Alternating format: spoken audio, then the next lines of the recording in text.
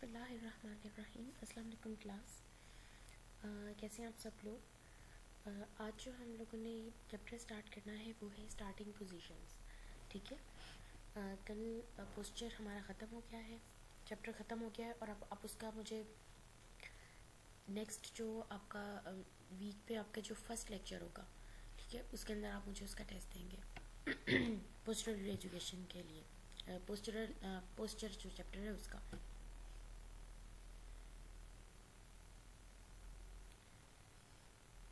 Starting positions. Posture हमने इतना chapter किया है, उसके बाद स्टार्टिंग पोजीशंस आपको बहुत सॉरी क्लास, आज मेरा ज़रा थोड़ा सा गला ख़राब है, सॉर थ्रॉट हुआ हुआ है। तो पोस्चर हम लोगों ने आज चैप्टर ख़त्म किया है, उसके बाद आपको स्टार्टिंग पोजीशंस बहुत अच्छा समझ आएगा। ठीक है।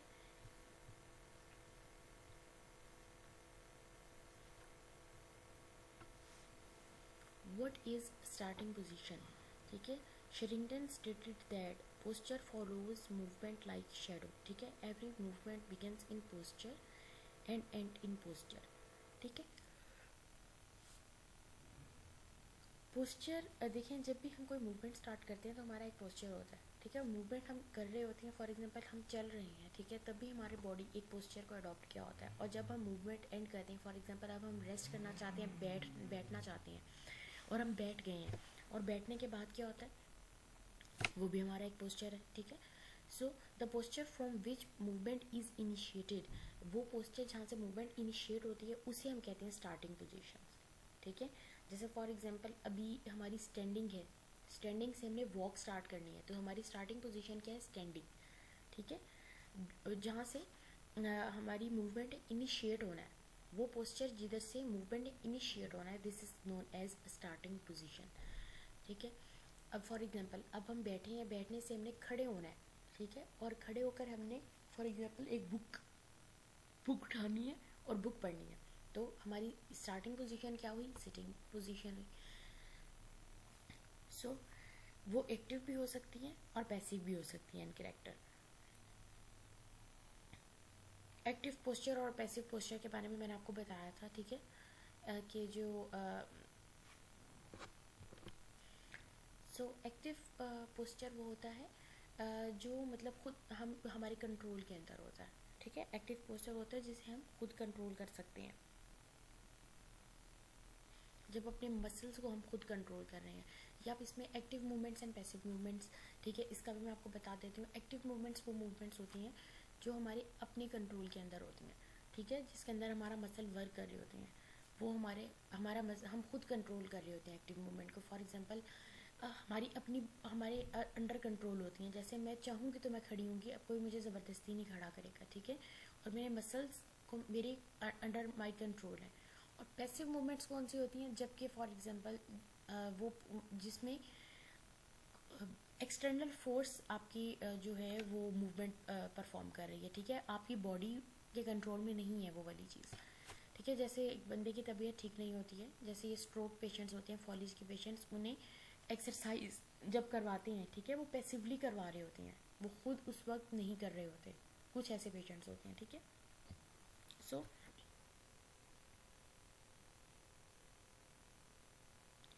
equilibrium and stability is maintained in these positions by a balance of forces acting upon the body, and when the force of muscular contraction is used for this purpose the contraction is isometric. ठीक है। ये जो हम अभी positions पढ़ेंगे इसके अंदर वो ये है कि आपकी जो इन पोजीशंस के अंदर ये जो स्टार्टिंग पोजीशंस है, इसके अंदर इक्विलिब्रियम और स्टेबिलिटी आपकी जो बॉडी बैलेंस हो रही होती है। ठीक है। उसके अंदर मतलब इक्विलिब्रियम और स्टेबल पोजीशंस होती हैं, इक्विलिब्रियम इन पोजीशन के अंदर होता है। ठीक है। और आपके मसल्स कॉन्ट्रैक्ट कर रहे होती हैं इसके अंदर with the force of muscle contraction. और जब मसल्स कॉन्ट्रैक्ट कर रहे होते हैं वो मोस्टली आपकी क्या होती है, वो पोजीशन वो उस पर अब इतना वर्क नहीं कर रही है, स्टार्ट करना है सिर्फ पोजीशन को भी, तो मोस्टली वो उस वक्त जब स्टार्ट करना होता है, जो इनिशिएट होती हैं जहाँ से मूवमेंट, जब हम फॉर एग्जांपल अब सिर्फ खड़े हुए हैं हम, तो उस वक्त हम कोई अभी मूवमेंट हमने स्टार्ट नहीं की है, उस वक्त हमारी जो बॉडी है उसमें जो मसल्स हैं उसके अंदर आइसोमेट्रिक कॉन्ट्रैक्शन होती है, क्योंकि अभी हमने मूवमेंट स्टार्ट नहीं की। मूवमेंट स्टार्ट होने से पहले वाली जो कंडीशन है, ठीक है, वो उसकी बात कर रहे हैं। The strength and distribution of this contraction is normally controlled by series of reflexes known as postural reflexes. During the learning process of new pattern of posture, voluntary effort may be required. ठीक है, अब उसमें ये होता है कि postural, for example जो ही हमारा पोस्चर थोड़ा सा भी डेविएट होता है अपनी गुड पोस्चर से, फ़ौरन हमारी बॉडी में एक पोस्चरल मैकेनिज्म जो मैंने आपको बताया था स्टार्ट हो जाता है कि आपको बताया था आपके ईयर्स, आपके जो जॉइंट्स हैं, ठीक है, इनमें सब में रिसेप्टर्स और ये पोस्चर को कंट्रोल करते हैं। तो फ़ौरन से जो ही आपका डेविएट होता है तो आपकी बॉडी उसे ओरिजिनल आपकी जो पोजीशन है उसकी तरफ लाने की कोशिश करती है। ठीक है, अब सबसे पहले हम देखते हैं starting positions. There are two types of starting positions, two types की हैं। ठीक है, एक उसके अंदर होती है डिराइव्ड पोजीशन और एक फंडामेंटल। फंडामेंटल पोजीशन वो जो बेसिक पोजीशन है, जैसे कि स्टैंडिंग, सिटिंग, लाइंग, ठीक है, जो बेसिक पोजीशंस हैं, स्टैंडिंग, सिटिंग, लाइंग, नीलिंग, यानी कि अपने घुटनों पे बैठना, ठीक है, और वो फंडामेंटल पोजीशंस है जो आपकी बेसिक पोजीशंस है। ड्राइव पोजीशन क्या है, जो कि फंडामेंटल पोजीशंस में से ड्राइव की गई है। ठीक है, उसके अंदर से फॉर एग्जांपल जो स्टैंडिंग में अब आपने दोनों पेल्विस के ऊपर हाथ रख लिया, ठीक है, जिस तरह आपने पेल्विस के ऊपर दोनों हाथ रख लिए हैं, ये एक स्टैंडिंग पोजीशन है। और स्टैंडिंग पोजीशन में आपने ड्राइव पोजीशन कर ली है कि आपने अपनी पेल्विस पे हाथ रख लिया, ठीक है। स्टैंडिंग पोजीशन में से एक पोजीशन आपने निकाली है, दिस इज ड्राइव पोजीशन, ठीक है। लेकिन आपके जो इस सेमेस्टर में सिर्फ फंडामेंटल पोजीशंस हैं, ड्राइव पोजीशंस हम सेकंड सेमेस्टर में पढ़ेंगे। ड्राइव पोजीशन सबसे पहले आप देखिए फंडामेंटल पोजीशन, ठीक है। 5 फंडामेंटल बेसिक स्टार्टिंग पोजीशंस, जिसमें क्या है आपके पास standing, kneeling, sitting, lying, hanging, ठीक है, ये आपकी क्या है फंडामेंटल पोजीशंस है। और ड्राइव पोजीशंस क्या है, drive position is derived from starting position. This position is used by modification of arms, legs और trunk, ठीक है। स्टार्टिंग पोजीशन में थोड़ी सी ऑल्ट्रेशन करती हैं आर्म्स की पोजीशन, लेग्स और ट्रंक की पोजीशन में, तो आपकी ड्राइव पोजीशन बनती है। जैसे फॉर एग्जांपल ये अब स्टैंडिंग पोजीशन है, लेकिन स्टैंडिंग में आपने दोनों पेल्विस पे हाथ रख लिए हैं तो ये विंग स्टैंडिंग बन गई। इसी तरह हाथों को ऐसे कर लिया है फोल्ड यहाँ से, वो बैंड स्टैंडिंग बन गई। ये सामने की तरफ हाथों को किया हुआ है, this is reach standing, this is stretch standing, ठीक है। ये ड्राइव पोजीशन है और ये हम डिस्कस करेंगे सेकेंड सेमेस्टर में, ठीक है। अब हम आ जाते हैं स्टैंडिंग के ऊपर। स्टैंडिंग पोजीशन क्या है, it is the most difficult position of the fundamental position to maintain, as the whole body must be balanced and stabilized in correct alignment on a small base by coordinated work of many muscle groups, ठीक है। अब उसमें कह रहे हैं कि जो standing position है वो आपकी डिफ़िकल्ट फंडामेंटल पोजीशन है, क्योंकि आपकी जो बॉडी की टेंडेंसी होती है कि वो सामने की तरफ, ठीक है, गिर जाए, लेकिन आपके फ़ौरन आपके जो इसके लंबर के एक्सटेंसर्स हैं पीछे से कंट्रोल करते हैं, वो आपकी बॉडी को आगे की तरफ नहीं जाने देते, ठीक है। और की पूरी कोशिश होती है आपकी बॉडी की कि वो आगे की तरफ, क्योंकि ज़मीन उसे खींच रही होती है, उसे होता है कि वो आगे की तरफ गिर जाए, लेकिन आपके जो लंबर के एक्सटेंसर्स हैं वो पीछे से आपकी बॉडी को कंट्रोल करके रखते हैं कि उसे उसकी पोजीशन में मेंटेन करके रखते हैं। और बहुत सारी पोजीशन मसल्स हैं जो कि वर्क कर रही होती हैं आपकी बॉडी में बैलेंस और स्टेबिलिटी को मेंटेन करने के लिए। सो उसमें अब ये है कि जो स्टैंडिंग पोजीशन, उसमें small base of support bye coordinated work of, कि एक स्मॉल बेस ऑफ सपोर्ट, ठीक है, खड़ा दोनों टांगों पे ही हुआ है, खड़ा दोनों टांगों पे ही हुआ है स्टेबल पोजीशन। लेकिन अगर इसे हम देखें, हम ज़्यादा देर तक तो खड़े नहीं हो सकते ना, ज़्यादा देर तक हमारी जब हम बिल्कुल सीधा खड़े नहीं हो सकते, कभी हम एक टांग पे जोर डाल रहे होते हैं, कभी हम अपनी बेस ऑफ सपोर्ट को बड़ा कर रहे होती हैं कि एक टांग यहाँ पे रखे, दूसरी टांग थोड़ी सी आगे रख के बेस ऑफ सपोर्ट थोड़ी सी बड़ी करने की कोशिश करते हैं, ठीक है। तो स्टेबिलिटी मेंटेन करना स्टैंडिंग पोजीशन में, जो कि बिल्कुल ऐसी स्टैंडिंग पोजीशन है, जैसे फॉर एग्जांपल अगर आप ऊपर से ना देखें, सिर्फ ये देखें कि इस तरह आप खड़े हुए, ठीक है, एक स्मॉल बेस ऑफ सपोर्ट है। सो द पोजीशन, इस वाली पोजीशन के अंदर आपकी जो इसमें जो ये पोजीशन है, ये पोजीशन कैसे होती है ये मैं आपको बताती हूँ। इसमें अब देखिए, आपकी जब खड़े हैं, heels are together in same line, नीचे से हम स्टार्ट करें, ठीक है। हील्स आपकी क्या होती हैं, एक साथ होती हैं और एक सेम लाइन में। नील्स भी एक साथ होती हैं, ऐसे नहीं होता एक नी आगे है और एक नी पीछे है, ठीक है, जो सिंपल स्टैंडिंग पोजीशन है। उसके अंदर हिप्स आपके क्या होते हैं, एक्सटेंडेड एंड लेटरली रोटेटेड। जब आप खड़े हुए होते हैं तो मोस्टली आपकी जो हिप के ऊपर लेटरल रोटेशन ही हो रही होती है, ठीक है। और पेल्विस सिंपल जो आपकी बैलेंस्ड पोजीशन है, स्टैंडिंग पोजीशन है, उसके अंदर pelvis is balanced and on femoral heads, ठीक है। आपके जो जो पेल्विस है, जो आपका पेल्विस है उसके अंदर हिप जॉइंट आगे बन रहा होता है ना, तो हिप का जो पार्ट होता है, जो पेल्विस के अंदर जॉइंट बना रहा होता है, हिप जॉइंट बना रहा होता है, जो बोन होती है फीमर, उसका जो पार्ट है, ठीक है, हेड ऑफ फीमर, वो उसे फीमर हेड कह रहे हैं, ठीक है। The spine is stretched, spine stretch है टू इट्स मैक्सिमम लेंथ। जब आप खड़े होते हैं जाहिर बात है आपकी स्पाइन बिल्कुल स्ट्रेट होती है। वर्टेक्स इज थ्रस्ट अपवर्ड, ये आपका सर होता है बिल्कुल ऊपर की तरफ होता है, ठीक है, बिल्कुल स्ट्रेट होता है। ईयर्स आर लेवल, ठीक है, ईयर्स बिल्कुल यानी कि बिल्कुल जो आपका स्टैंडिंग स्ट्रेट पोस्चर है, और आपकी जो आईज हैं वो आप सामने की तरफ देख रहे होते हैं। आर्म्स आपकी साइड के ऊपर होती हैं, पाम्स आपकी बॉडी के साथ जो है आपकी बॉडी, उनके जो पाम्स हैं वो आपकी बॉडी को फेस कर रहे होते हैं। यानी कि एक जो आपने एनाटॉमी में पढ़ रहे होंगे, एनाटॉमिकल पोजीशन के पाम फेसिंग फॉरवर्ड, ठीक है, सामने की तरफ आपके पाम्स होते हैं। इसके अंदर क्या है, पाम्स आपके टूवर्ड्स योर बॉडी, आपके जो हैंड्स हैं, जो आपकी अंदर वाली सरफेस है वो आपकी बॉडी की तरफ होती है, मतलब उसके साथ टच ही हो रही होती है तकरीबन। सो ये पोजीशन होती है उसके अंदर जब हम सीधा खड़े होते हैं। अभी आप सीधा खड़े हो और यही आपकी पोजीशन होगी कि आपकी हील्स एक साथ होती हैं, नीज एक साथ होते हैं। ये देखें, पूरे सीक्वेंस से याद करें। आप हील से आएँ, हील्स के बाद आप नीज पे चले जाएं, हिप पे चले जाएं, फिर पेल्विस पे चले जाएं, फिर स्पाइन पे चले जाएं, शोल्डर्स पर चले जाएं, ठीक है, फिर आप सर के ऊपर चले जाएं। तो ऐसे सीक्वेंस में करेंगे तो बहुत अच्छा आपको जहन में रहेगा।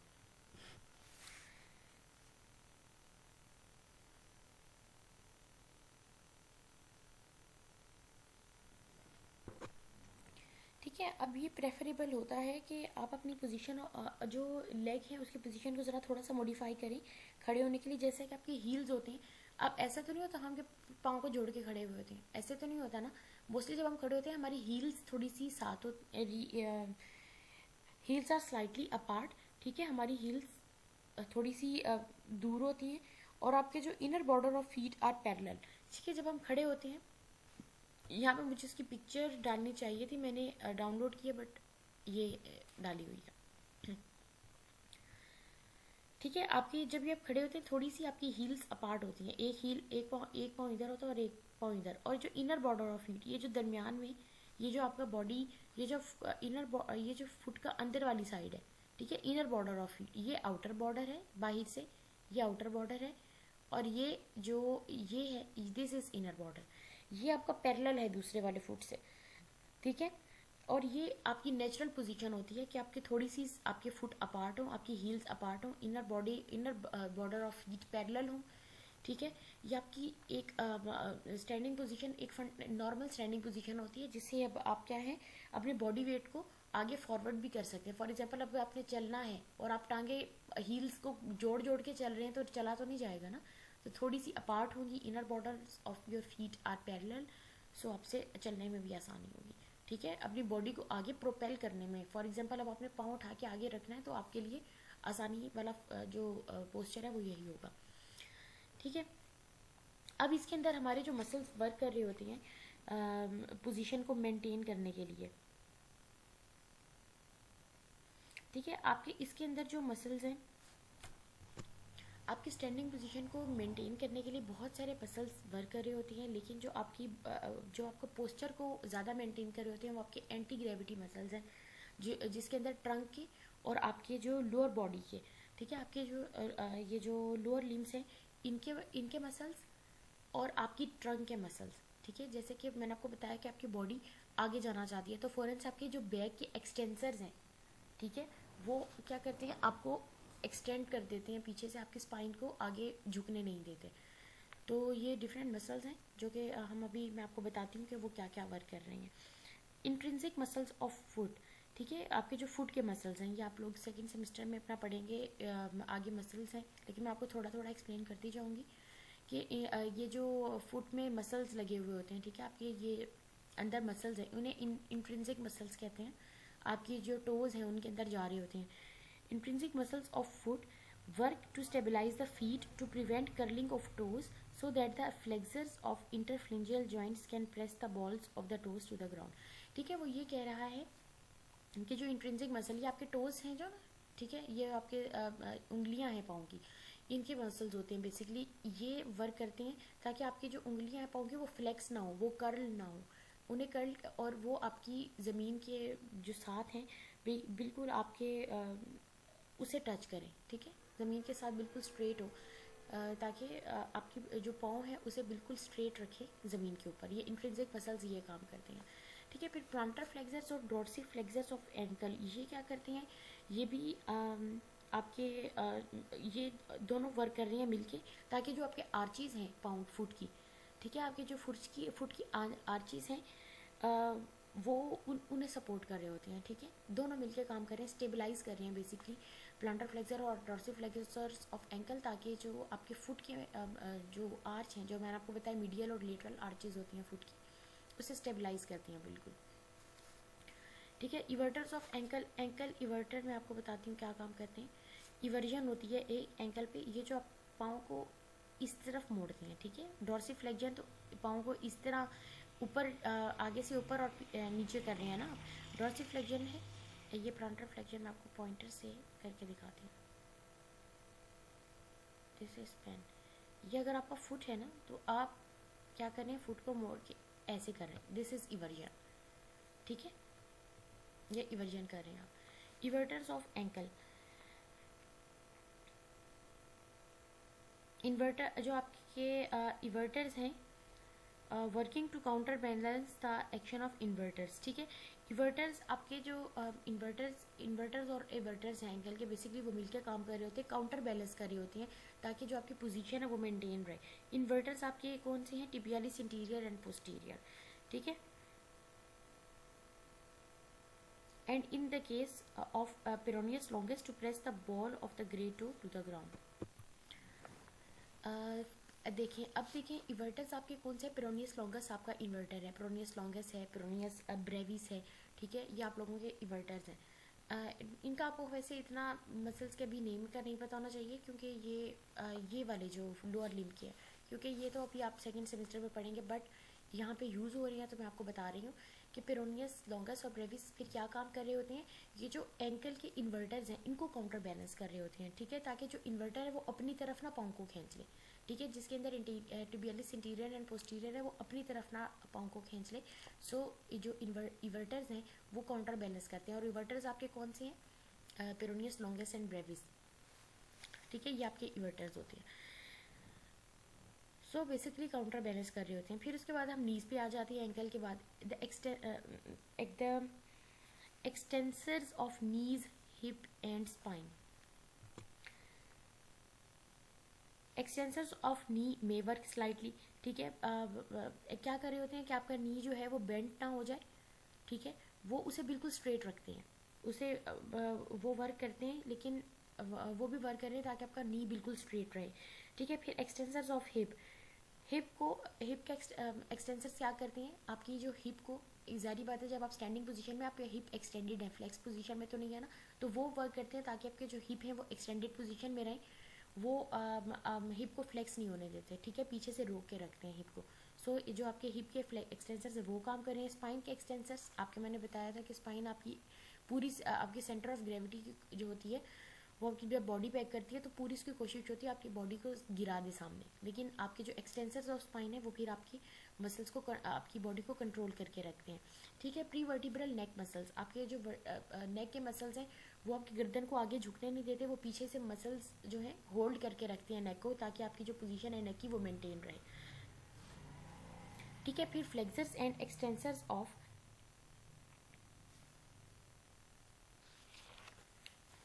Flexors and extensors of atlanto occipital joint, ठीक है, ये क्या करते हैं, ये दोनों मिलके काम कर रहे हैं, आपकी जो हेड है उसे बैलेंस कर रहे होते हैं।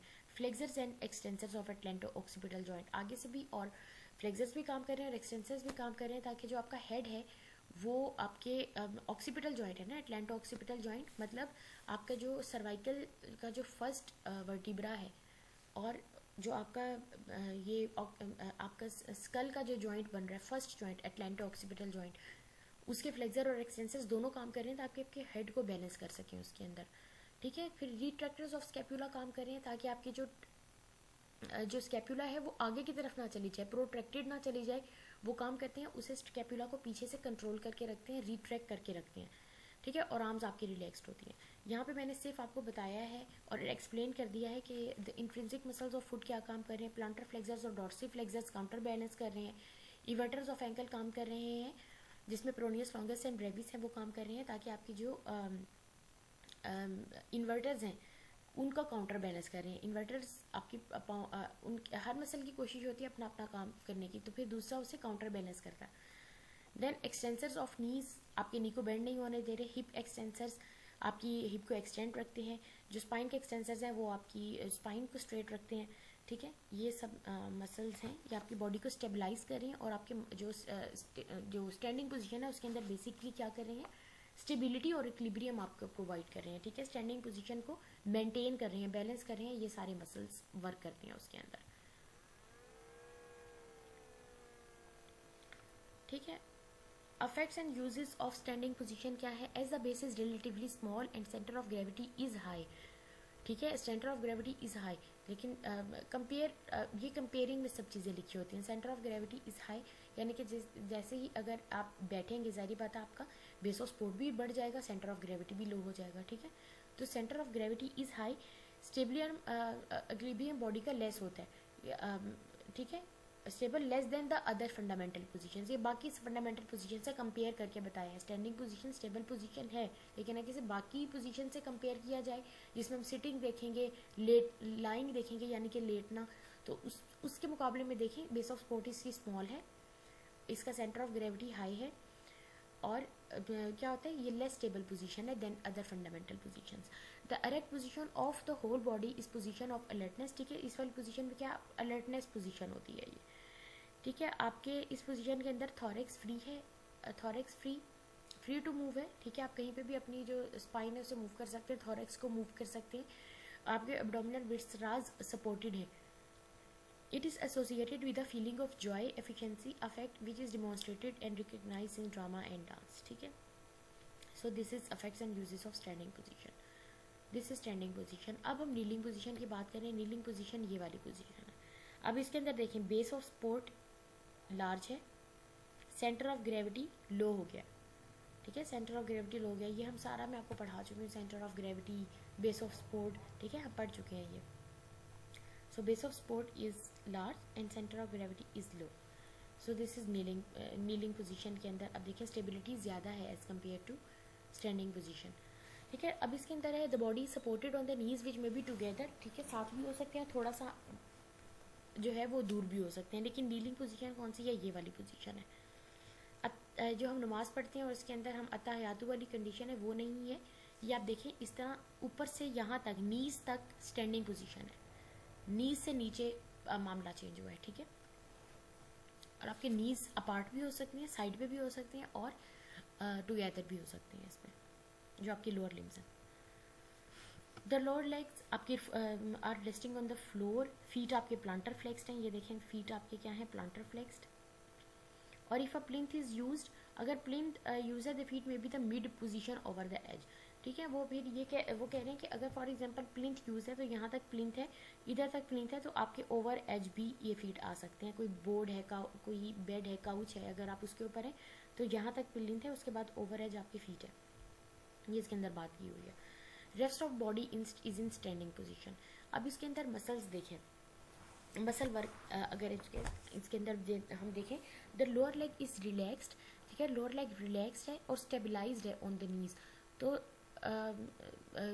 ये इसके अंदर मसल वर्क नहीं हो रहा लोअर लेग में, लेकिन कहाँ पे हो रहा है, आपके जो there is interplay between flexors and extensors of knees to balance the femora. अब इसके जो ये पोजीशन है बनाई हुई, देखें यहाँ तक आपका क्या है, स्टैंडिंग पोजीशन है, बिल्कुल सेम सारी जो पोजीशन है वो सारी स्टैंडिंग वाली पोजीशन होगी। अब नीज से मामला चेंज हुआ है, तो नीज के जो फ्लेक्सर्स हैं, ये फ्लेक्सर्स और ये पीछे एक्सटेंसर्स, ठीक है, ये एक्सटेंसर्स, ये दोनों वर्क कर रहे हैं मिलकर ताकि ये पोजीशन मेंटेन हो सके यहाँ, ठीक है।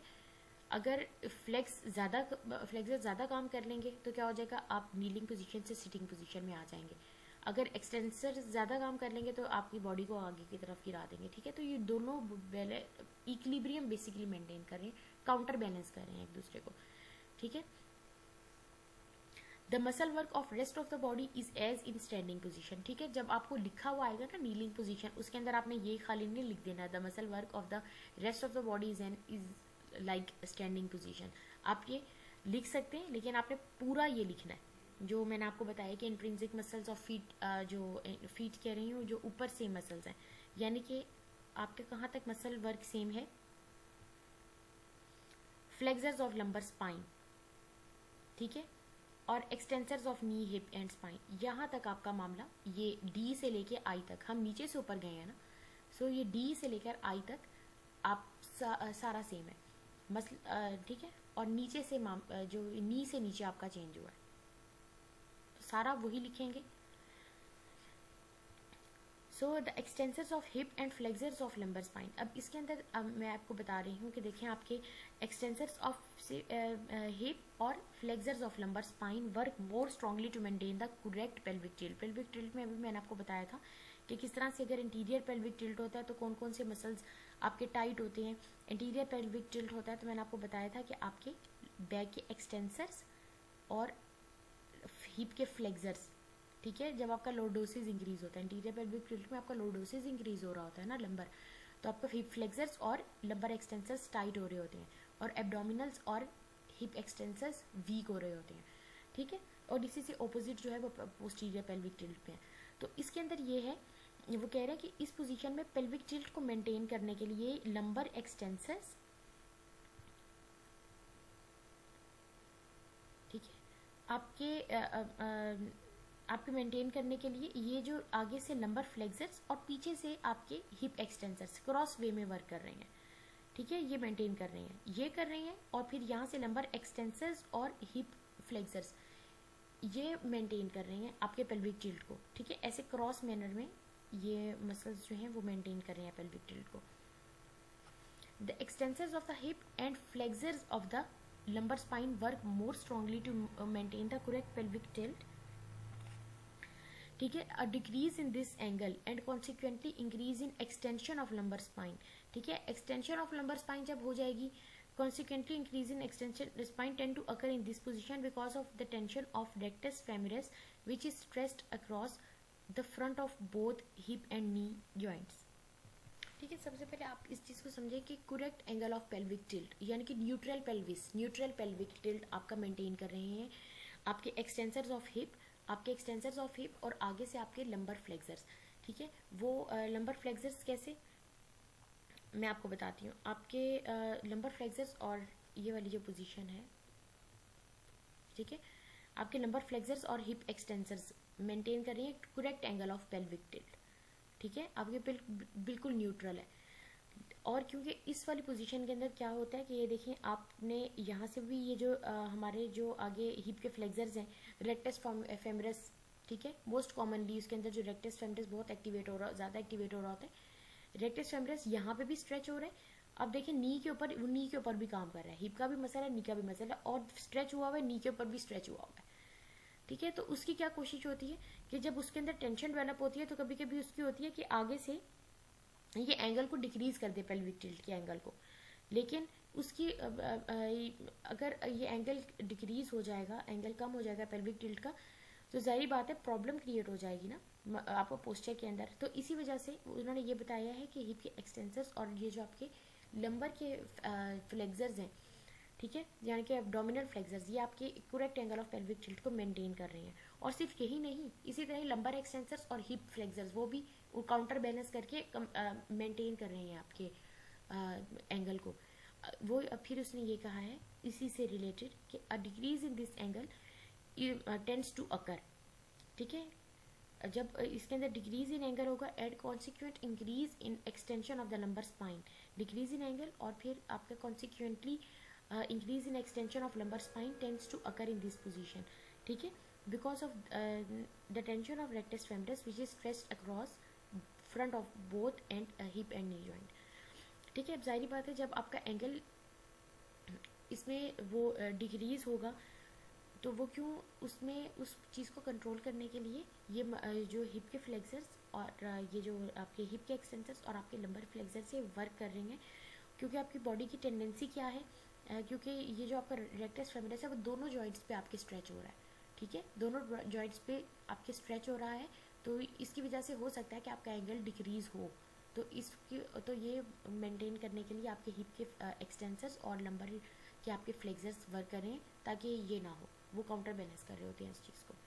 ठीक है, हिप जो जाहिर बात है हिप का जो हिप फ्लेक्सर है वो इतना स्ट्रेच हुआ है, उसकी कोशिश होगी कि मैं अपनी रिलैक्स पोजीशन के अंदर आ जाऊँ, तो पीछे से फिर क्या करते हैं हिप एक्सटेंसर्स और आपके लंबर फ्लेक्सर्स आगे से, ये आपकी जो एंगल ऑफ पेल्विक टिल्ट है उसे नॉर्मल रखते हैं।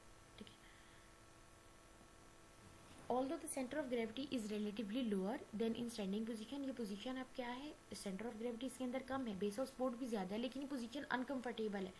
ठीक है, ज़्यादातर लोग पोजीशन को नहीं अडॉप्ट करते, वो नीचे दर्द होने लग जाता है आपके पाँव में। ठीक है, ये पोजीशन यूज़ कर सकते हैं हम क्या, जब हमने starting position as a starting position use कर सकते हैं for the backward movement in sagittal plane. कि अगर आपने इस पोजीशन के अंदर अब कोई एक्सरसाइज इनिशिएट करानी है और ये स्टार्टिंग पोजीशन आपने बनाई है, तो इसके अंदर आप ऐसे backward movement, backward forward movement आप करवा सकते हैं इस मूवमेंट इसके अंदर। It is used as a starting position for backward movement in a sagittal plane. Sagittal plane मैंने अभी आपको बताया है। ठीक है, सैजिटल प्लेन अगर आपकी बॉडी को ऐसे डिवाइड किया जाए कि आपकी बॉडी राइट और लेफ्ट में डिवाइड हो जाए, वो सैजिटल प्लेन होता है ना, और इसके अंदर जो मूवमेंट फ्लेक्शन एक्सटेंशन पॉसिबल होती है। ठीक है, यानी कि फॉरवर्ड एंड बैकवर्ड मूवमेंट्स। तो and to train the control of hip joints, और ये क्या कर सकते हैं, अब जाहिर बात है इस वाली पोजीशन के अंदर आप हिप का ट्रंक के ऊपर कंट्रोल जो है वो बेहतर कर सकते हैं नीलिंग पोजीशन के अंदर। ये देखिए हिप का ट्रंक के ऊपर कंट्रोल, कि ट्रंक ने हिप पे कैसे मूव करना है, हिप ने ट्रंक के साथ कैसे चलना है, वही मूवमेंट, कि पीछे से lumbar flexors, hip flexors, lumbar extensors, hip flexors, lumbar flexors, hip extensors, इनका कंट्रोल आप जो है वो बेहतर कर सकते हैं इसके ऊपर। ठीक है, okay class, this is the end of your lecture. So मैंने आपको सारा एक्सप्लेन कर दिया है। ये चैप्टर है आपकी बुक का, चैप्टर नेम मैं आपको बता देती हूँ, 32। ठीक है, पेज 32, मेरा पेज 32 है, आपकी शायद बुक वो चेंज होगी, चैप्टर 4 है ये। ठीक है, चैप्टर 4 हम पढ़ रहे हैं, और इससे पहले जो ये था कि वो जाहिर बात है सीक्वेंस बुक में थोड़ा सा इंडेक्स में चेंज लिखा हुआ है, हमने पहले से नीचे से भी चैप्टर्स कर लिए हैं, लेकिन अभी हम चैप्टर 4 पे आए हैं क्योंकि अब आपको ये ज़्यादा समझ आएगा। ठीक है, इसे बुक से अच्छे तरीके से मैंने जो एक्सप्लेन किया सारा बुक से ही किया, और ज़्यादा अच्छे तरीके से थोड़ा सा एक्स्ट्रा बता के आपको एक्सप्लेन किया। तो आई होप आपको समझ आ गई होगी। Thank you.